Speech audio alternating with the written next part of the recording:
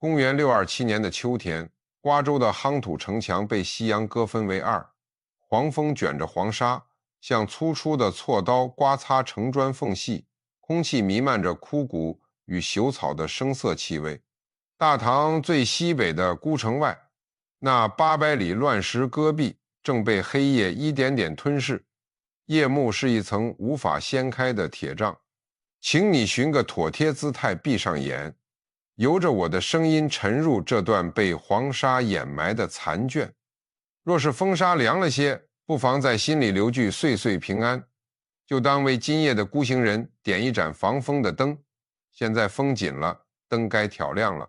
城墙的阴影深处，一截灰暗的僧袍下摆被风撕扯得猎猎作响。一个20多岁的年轻人紧紧贴着冰冷的夯土，脊背僵直，半个时辰没有挪动分毫。他手里攥着一根粗糙发硬的麻绳，勒得掌心发白。绳子的另一头是一匹瘦得骨头根根凸起的暗红色老马。他没有通关文牒，身后的阴影里也没有奉命护送的皇家卫队。大唐立国未久，防范突厥的军令如铁打的一般死死封锁着边境。几座戍边的烽火台如沉默的兽伏在远处的土丘上，弓箭手的手指大概已经搭在了冰冷的弓弦上，随时准备射穿夜色中哪怕指甲盖大小的活物。几个时辰前，瓜州州吏李昌就是在这面城墙下堵住了他。那张盖着刺史官印的海捕文书一度离他的鼻尖只有半寸。李昌的官靴踩在碎石上，发出沉闷的碾压声。这位州吏死死盯着眼前这个法号玄奘的年轻人，盯着他那双没有任何波澜的眼眸。随后，李昌那双布满老茧的手指猛地收紧，粗糙的官府通缉令被他硬生生撕开，碎纸片顺着风卷进了黑暗里。李昌的冷汗浸透了后背的官服，他压低了沙哑的嗓音，让玄奘赶紧走。对于佛法的敬畏，让一个唐朝的边境小吏将脑袋别在了裤腰带上。但对于玄奘来说，退路已然断绝。前方是800里飞鸟不渡的漠河盐前，只要踏错一步，连尸骨都会被流沙咀嚼成疙瘩粉。他大可退回那座繁华生辉的长安城，继续受皇亲国戚的供奉，听信众的梵音颂唱。但他偏偏将那顶破旧的斗笠往下压了压，借着微弱的星光摸了摸马背上用兽皮缝制的水带，老马打了个响鼻，喷出一口白雾。玄奘迈开有些麻木的腿，踏出了玉门关外的第一步。为了拼凑出这个荒诞的因果，时间得向后退回25年，退回那个墨香氤氲的隋朝末年。河南洛阳市镇陈家的老宅里，青铜漏壶的滴水声正在丈量着一个儒学世家的余晖。竹简在案台上翻卷，发黄的竹片摩擦出轻微的脆响。陈家的男主人陈慧曾经看透了官场的烟邪，早早退下官服，缩在这方寸庭院里给子孙讲授圣人经言。陈家的门楣上刻着世代读书人的清贵。若依着封建王朝的规矩，陈家的男丁理应在窗下苦读，去那科举考场上博一个光宗耀祖。陈慧的第4个儿子陈一就是被这股墨香喂大的。别家孩童在院子里追打鸟雀时，陈一只是端坐在父亲的书案旁，漏溅的水滴落了3刻，他的目光便在竹简上停留了3刻。当陈慧讲到孔子言及席不正不坐时，原本斜倚在榻上的陈一猛地站起身，他低头理平了长衫上的每一道褶皱，抚平袖口，端端正正地将身子拔得笔直。陈慧停下讲经，皱着眉头问他缘故。幼年的陈一目光平视，声音像深井里的水。他说，古时的圣人尚且不敢乱坐，他一个后生怎敢有半点轻慢。陈慧的嘴角浮起了一丝笑意，他以为陈家终于要熬出一个能够立在朝堂上的纯臣，但天道轮回的算盘从来不由凡人来拨弄。几年后，陈慧病榻前的药罐熬干了最后一次。陈慧断气的那天，陈家大院里的竹简落了一地，家道中落的速度比屋檐上的霜雪融化的还要快。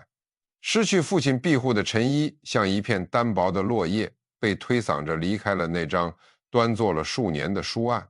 他徒步走到了洛阳的净土寺，去投奔早早剃度为僧的二哥长节法师。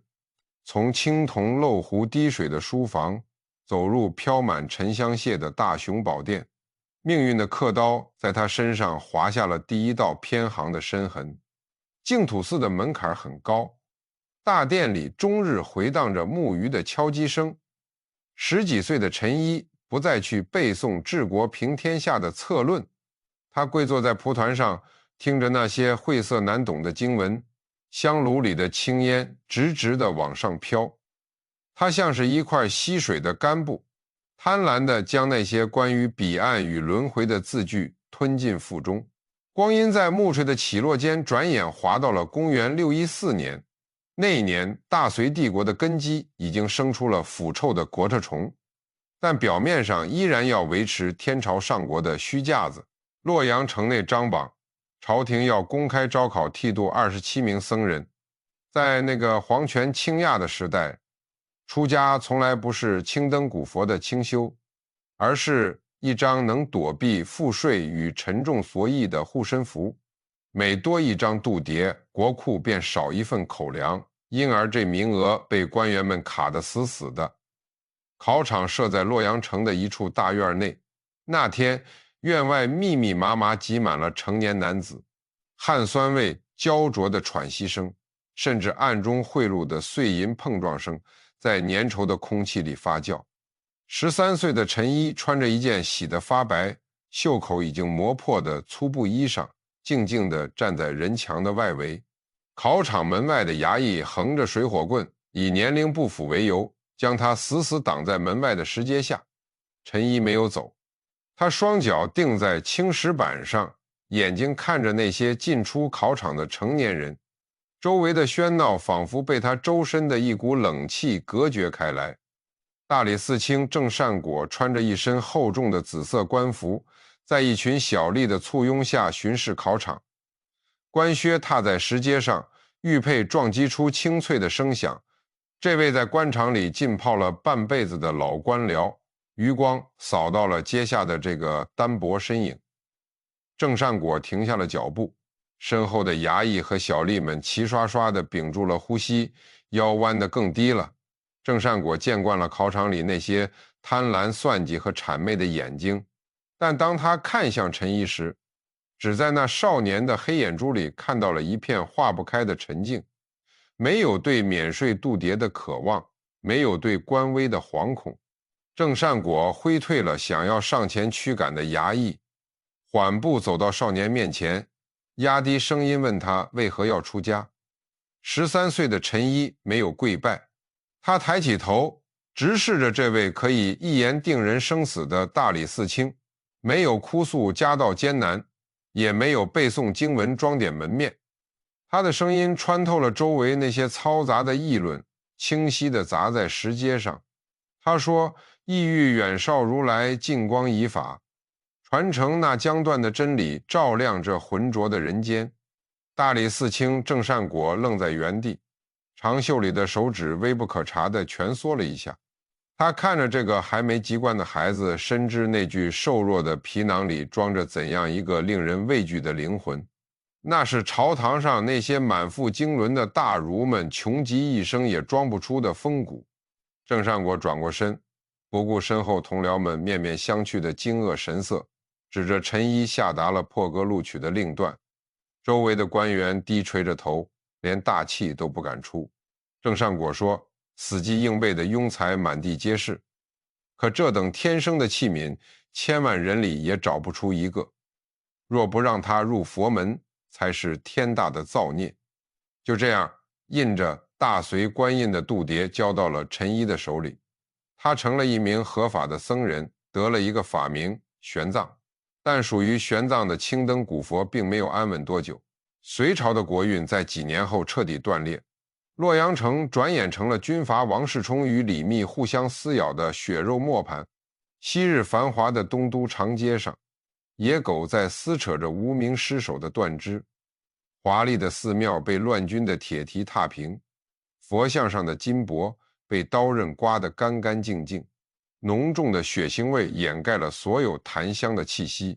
玄奘和二哥被裹挟在成千上万的流民队伍里，如蝼蚁般向着秦岭的方向逃亡。他脚下的草鞋被磨穿，双脚踩在满是沙石和血污的泥地里。夜晚，寒气夹杂着死人的恶臭往鼻腔里钻。他看着路边母亲抱着死去的婴儿发出嘶哑的干嚎，看着饥饿的活人眼里冒出绿油油的凶光。以前在书本里读到的众生皆苦，在这一刻具象化成了黏糊糊的脑脊液和干瘪的胃袋。这种带着浓烈血腥气的冲击，像是一把生锈的铁锤，一下下砸在玄奘的灵台之上。历经生死的跋涉后，他们终于逃到了属地成都的空慧寺，这里成了全国高僧躲避战乱的收容所。成都的空气里透着湿润的安宁，空慧寺的藏经阁成了玄奘重新扎根的泥土。他昼夜不息地翻阅着那些历经战火残存下来的经卷，烛火将他的双眼熏得发红，他却一刻也不肯停歇。20岁出头时，他已端坐在几百人的大讲坛上，面对那些胡须垂胸、资历深厚的老法师，他的语锋利如刀刃。老法师们握着念珠的手在微微发抖，茶碗在案几上被碰出不安的响动。他们被这个年轻人的诘问逼得哑口无言。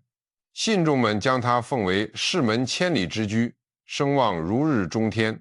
可每当深夜人群散去，玄奘独自面对着摇曳的孤灯时，那种仿佛被虫蚁噬咬的痛苦便会从骨头缝里钻出来。他发现这些中原和尚奉为龟仙的经书是一堆互相矛盾的死结。彼时中原的佛经多是几百年前西域胡僧口述，商人用方言转译，再由中原文人用老庄的词藻修饰润色写在竹简上的。这就好比在一块腐朽的木头上雕花，这一头说恶人亦有佛性，那一头却说有一种人天生便是要在泥沼里永世不得翻身的死物。玄奘离开了成都，踏上了游历的道路，长安、赵州、襄州，他推开一扇扇沉重的大门，跪拜那些德高望重的宗师。他指着经卷上字与字的割裂，请求一个能让万物圆融的答案。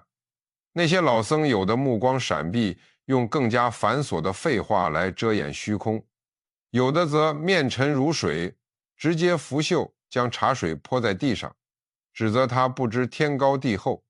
玄奘站在寺庙冰冷的石板天井里，望着满院子诵经的僧侣，他们耗尽一生的光阴，在青灯下争得面红耳赤，为的竟是几百年前某个翻译官因醉酒而写错的一个荒唐副词。只要这些残缺不全的二手卷宗还供在大殿之上，真理便永远被困在文字砌成的迷宫里。他感到一阵彻骨的死寂。长安深秋的冷雨打在寺庙的青瓦上，在一个水汽弥漫的午后，玄奘遇到了一位挂单的印度游僧。那游僧用生硬的言语告诉他，在遥远的西方摩羯陀国有一座那烂陀寺，那里藏着未经任何人增删改写的梵文，原本藏着能解开一切死结的瑜伽师地论。那烂陀三个字犹如一道闪电，劈开了玄奘眼前的迷障。玄奘站起身，走到藏经阁的木窗前，他回头看着那些堆积如山的汉字经卷，像是看着一具具早已失去灵魂的躯壳。他伸手推开棂窗，木轴发出沉闷的呻吟，目光越过长安城层层叠叠的飞檐走兽，直直地投向了西方。那里的天际线正被一抹如凝血般的残阳割裂。这就回到了627年那个出关的夜晚，他踏碎了玉门关外的枯草，一头撞进了800里漠河岩埂。没有飞鸟的哀鸣，没有走兽的足迹。白日里，地表的滚烫热浪能将人的须发烤卷；到了夜里，寒气如刀子般刮骨。玄奘牵着那匹暗红的老马，在沙海中留下了一串很快就被风抹平的脚印。最初的3天，玄奘全靠马背上那几个兽皮水袋吊着一口气。他计算着喉结吞咽的每一次幅度，太阳毒辣地炙烤着，他的嘴唇裂开了深深的血口，手指被晒得犹如枯木般僵硬发麻。在进入沙漠腹地的那个黄昏，他停下脚步，解下一个沉甸甸的水袋，准备润一润干裂的咽喉。脱水让他的掌心失去了所有的知觉。就在塞子被拔出的那一瞬，他的手指一滑，兽皮水袋重重地砸在了粗吞的沙地上，皮塞彻底崩飞，清澈的水流倾泻而出，连一个浅浅的水洼都没来得及形成，那些水液便伴随着细微的嘶嘶声，被干渴了千万年的沙丘一口吞噬殆尽。最后的一点水光消失了，只在原地留下一小块颜色稍深的暗色沙土。玄奘的手僵在半空，四周的风声仿佛在此刻被抽干。他死死盯着那块正在迅速变干的沙土，瞳孔猛地收缩。没有水，在这片800里的死地里，意味着他的内脏将在接下来的几天内被生生烤干。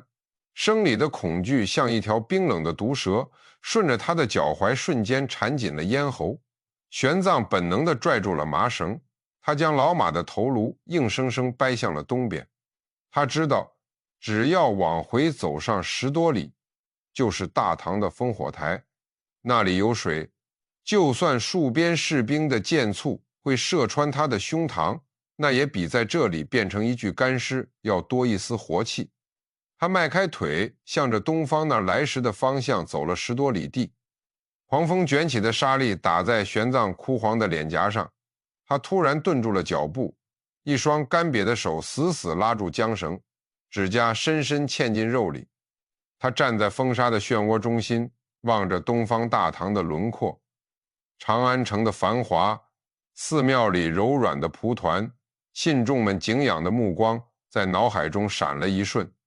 但他想起了佛祖面前那个不到天竺绝不东归的死士。玄奘的下颌骨紧紧咬合，牙缝中渗出咸腥的血丝。在这片埋葬了无数尸骨的荒原上，他猛地一勒缰绳，暗红色的老马发出一声低嘶，跟着他原地调转了方向。他背对着故乡的生门，面对着那片象征着绝对死亡的干涸沙海。一人一马的影子在惨白的月光下拉得很长，气温正在急速暴跌。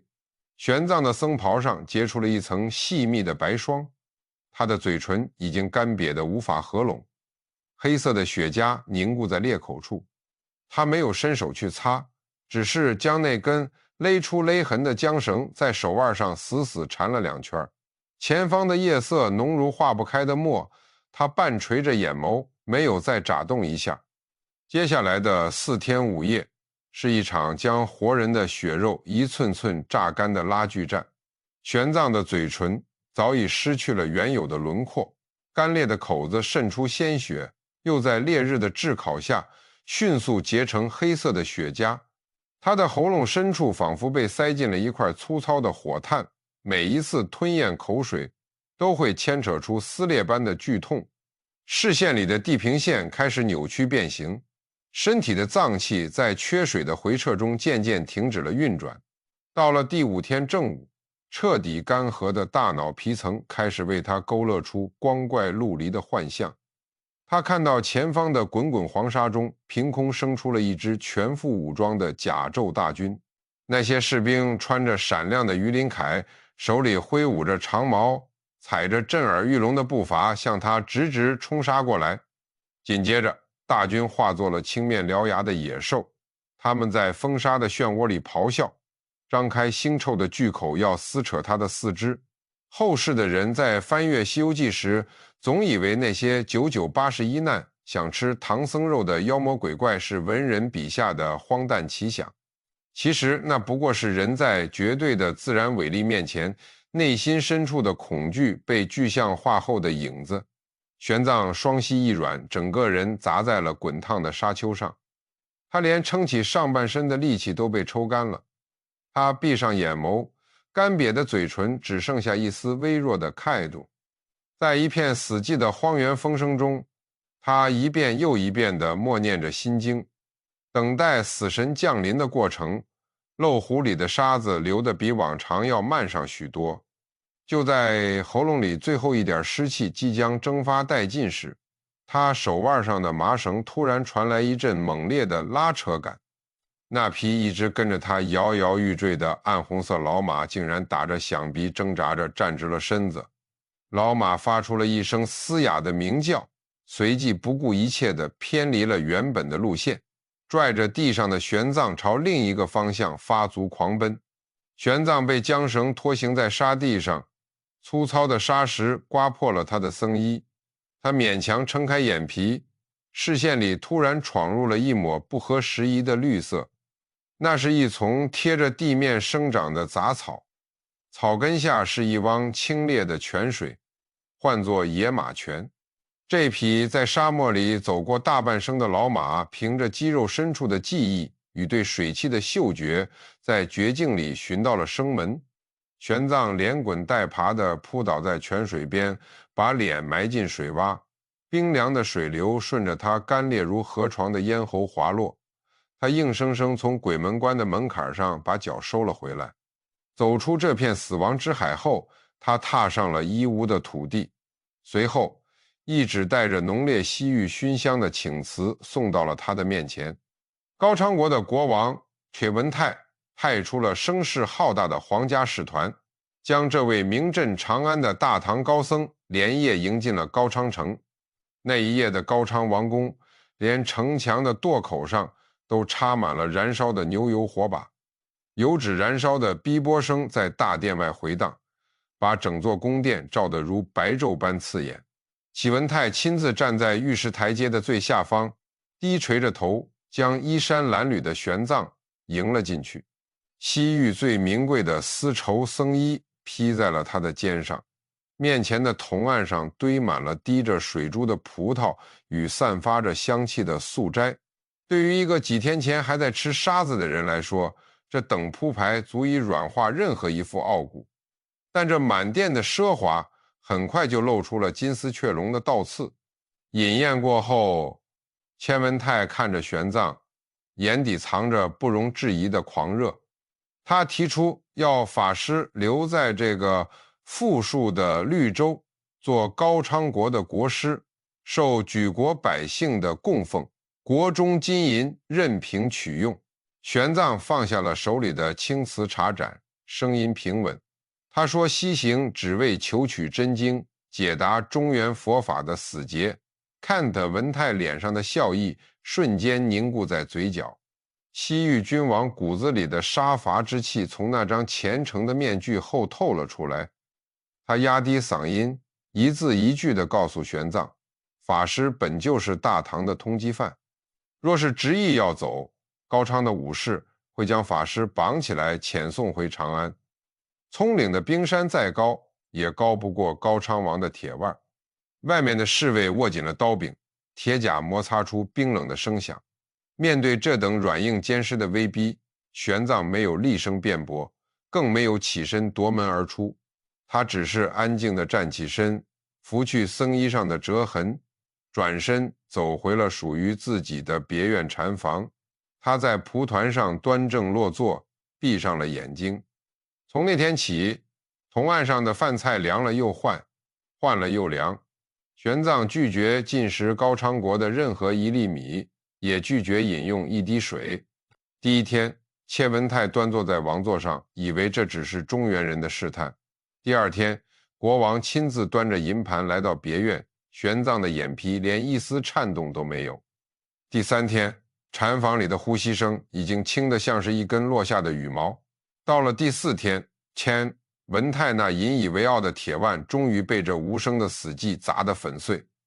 他看着蒲团上那具枯瘦如柴却坚硬如铁的肉身，突然感到一阵从脚底升起的胆寒。他明白黄泉能把一具躯壳锁死在金笼子里，却锁不住一个殉道者的魂魄。再逼下去，高昌国只会背上杀害圣人的业障。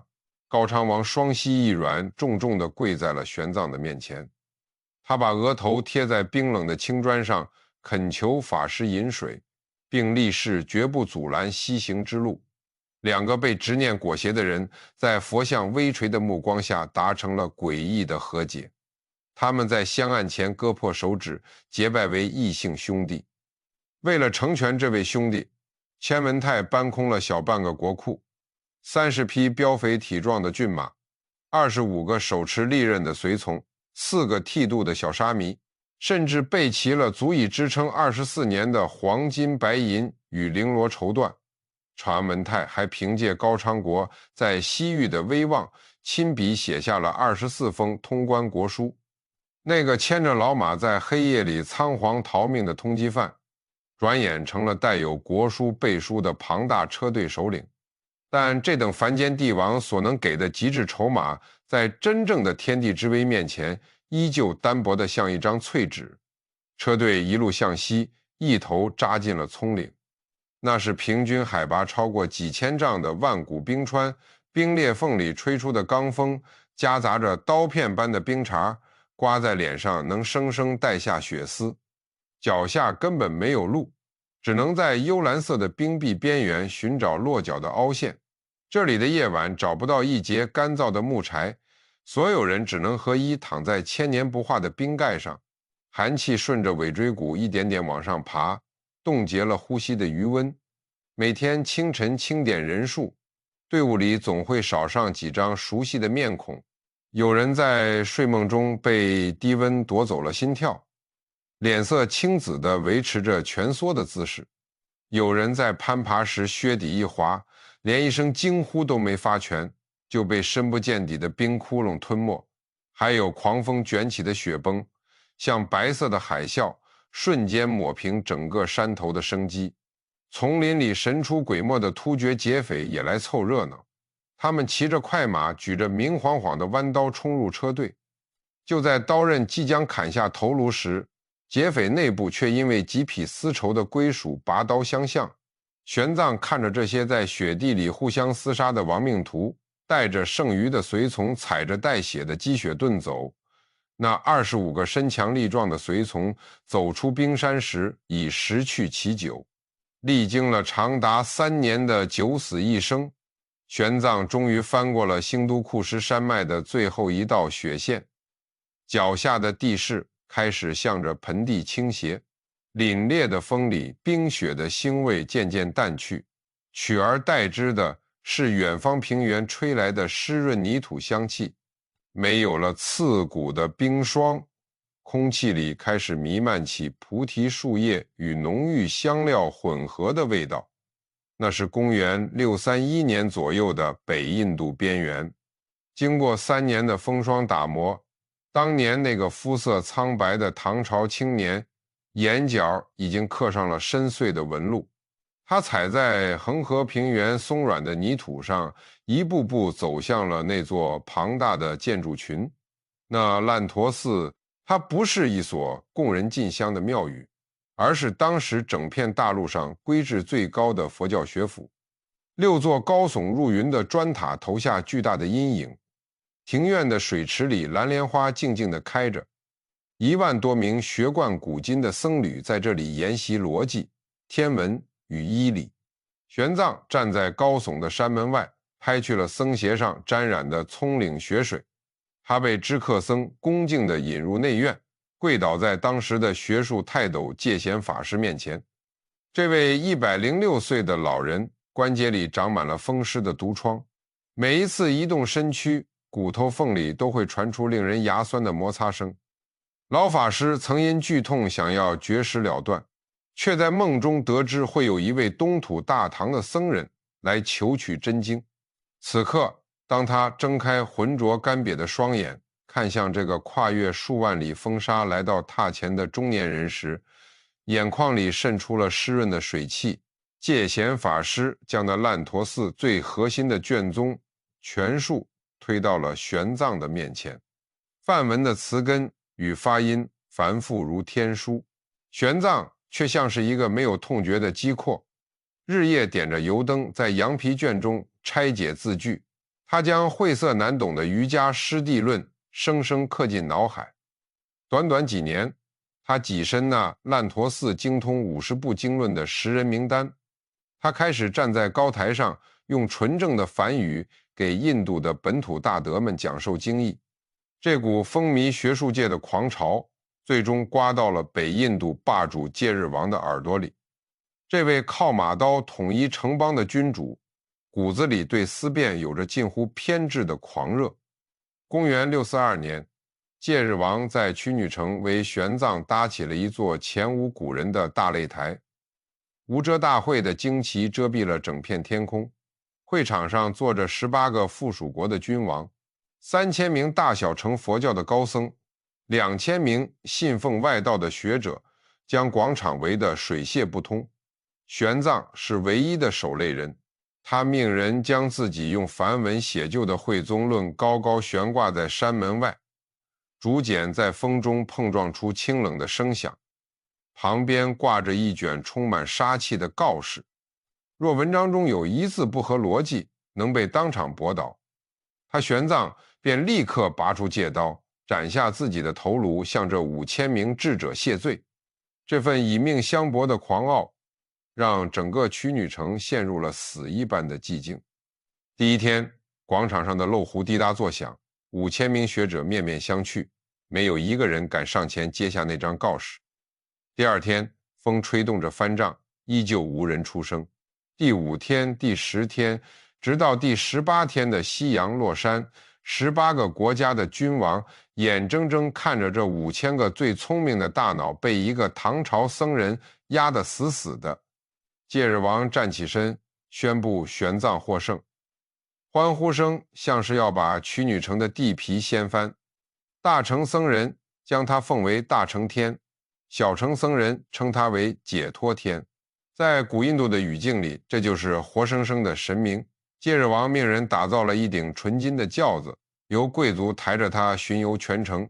那烂陀寺的僧众苦苦哀求他留下。印度的贵族们不解地问：大唐地处偏远，为何要放弃这里神明般的尊崇，回那个不曾受佛陀眷顾的地方去？玄奘坐在晃动的金轿上，目光穿过狂热的人海，落向东方。他的神情一如14年前在瓜州城下那般如古井无波。他看着那些信徒，回答得干净利落。他说，此行的终点从不是在此处受人跪拜。大唐的百姓心性纯良，却还在读着残缺谬误的经卷。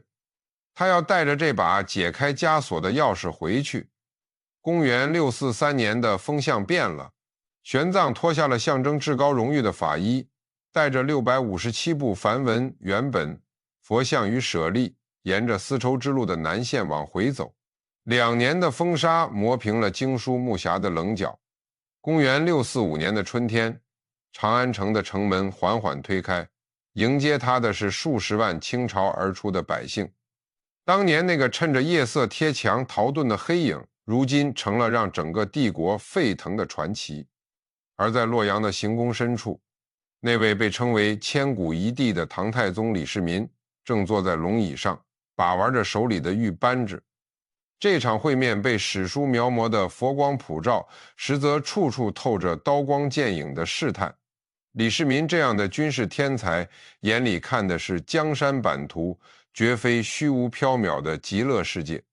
他免去了玄奘的偷渡死罪，赐座赐茶。他看重的是玄奘脑子里那份关于西域110个国家的活体地图，哪里有适合骑兵饮马的水源，哪里的城墙是夯土还是青砖，哪个君主昏庸怯懦。在没有探马能深入几万里的7世纪，这就是一份能够撬动欧亚大陆的绝密军报。大殿里燃着安神香，宫女和太监们低垂着头，连呼吸都刻意压得极缓。李世民的目光从玉扳指上移开，扫过玄奘那双平静的眼睛。皇上的声音不高，却带着山呼海啸的压迫感。他要玄奘还俗，入朝堂做宰相，与他一同经略西域。大殿里的空气瞬间凝固了，老臣们的冷汗顺着鬓角滑落，生怕听到一句惹怒天威的拒绝。玄奘没有挪动身子，他的后背依旧挺得笔直。他回禀帝王，自己自幼修佛，不懂权谋术数，若是强行入仕，就如同将舟船拖上陆地，不仅行不得，还会舟毁人亡。他只求一间安静的禅房，把这些冒死带回来的经书译成汉字。李世民半眯起眼睛，盯着面前这个油盐不进的僧人。殿外偶尔传来几声飞鸟的扑腾声。过了许久，皇帝那双握惯了刀柄的手轻轻敲击了一下扶手。他要玄奘将这17年的所见所闻，一字不差地写成一本《异国地理志》，呈交军机阁。成交。皇权与信仰在这座大殿的阴影里完成了一场心照不宣的切割。贞观19年的狂欢落幕后，玄奘走进了弘福寺的禅房，身后的2扇厚重木门合拢，发出一声沉闷的撞击。那个曾经用双脚丈量了5万里死亡禁区的狂野行者，将自己死死钉在了一张窄小的书桌前。为了兑现皇帝的筹码，大唐西域既交了上去。作为回报，李世民下旨调集全国50名顶尖大德，组建了规制极高的国立译经场。这不再是青灯下的散漫书写，而是一条严密咬合的流水线。每天清晨钟声敲响，译经场内便鸦雀无声。玄奘坐在主位，面前摊开着边缘磨损的贝叶经，他用梵文朗读，再口译成汉语。下方的书记员立刻旋腕落笔，负责修辞的高僧将句子打磨通顺，最后再由专人对照原意进行核验。玄奘是这条流水线上最苛刻的工匠，他亲手立下了5不翻的铁律，梵文里代表终极顿悟的般若，绝不能用中原世俗的智慧去套用。他宁可保留音译，也绝不允许老庄的词汇去沾染经文的原貌。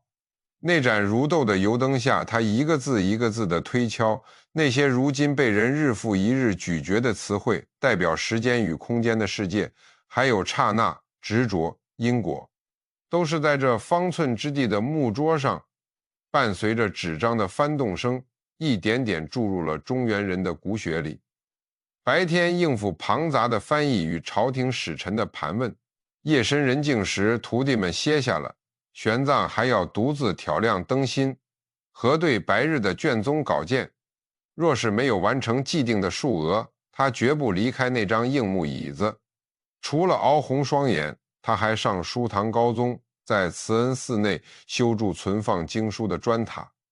60多岁的玄奘将粗糙的麻绳勒在肩头，背篓里装满沉甸甸的砖石，他步履蹒跚地踩在木质脚手架上，一步步往上挪。那座塔便是后来历经1000年风雨不倒的大雁塔。凡人的皮囊终究抵不过岁月的反噬。当年在漠河延禧脱水的暗伤，在葱岭吸入的寒毒，开始沿着他的经络肆虐。遇上阴雨绵绵的时节，他的骨缝里像是有无数根钢针在扎，视力也衰退得厉害，必须把干瘪的脸颊贴近纸面，才能看清蝇头小楷。公元66飞年，庞大的大般若经摆在了译经台上，足足20万颂，译成汉字需600卷。最得意的弟子窥基法师看着师父剧烈咳嗽时咳出的血丝，低声建议删繁就简，只保留核心要义。玄奘握着笔杆的手抖了一下，眼底闪过一丝浓重的疲倦。那天夜里，窗外的风吹得竹林沙沙作响，玄奘在榻上陷入了极深的梦魇。梦里满是张着血盆大口的野兽，四周险象环生，凄厉的警告声在耳边炸开。他猛地睁开眼，冷汗湿透了里衣，冰冷的月光洒在青石砖上。他明白，只要今天删减了一个字，后人就会在那个缺口上生出千万种荒谬的曲解。当年跨越5万里尸骨寻来的，正是那一字不差的真理。次日清晨，玄奘苍白着脸坐在案头，干裂的嘴唇只吐出4个字，一字不落。这是一场燃尽灯油的绝命奔袭。他对弟子们说，这具身子随时会死，手里的笔再快一些。公元663年的冬天，大般若经全部定稿，最后一滴墨汁在纸张上干涸时，玄奘松开了手指，磨秃的毛笔滚落在案台上。他靠着椅背，长长的吐出胸腔里最后一口浊气。毒病交加，死期已至。第20天，他下令解散一经场。公元664年正月，玉华寺后院的一条极窄的浅水沟旁，这位在雪崩与流沙中如履平地的行者，一脚踏空，重重地摔在了泥地上。沉闷的撞击声扯断了他体内最后一根弦，高烧如同一场大火席卷了他的全身。玄奘躺在病榻上，吩咐弟子将自己破旧的僧衣和钵盂尽数布施。正月初8的半夜，更漏声显得格外刺耳。昏迷中的玄奘突然睁开眼，干瘪的脸上浮现出一丝光晕。弟子凑到床前，忍着悲音问他：法师可定能往生弥勒净土？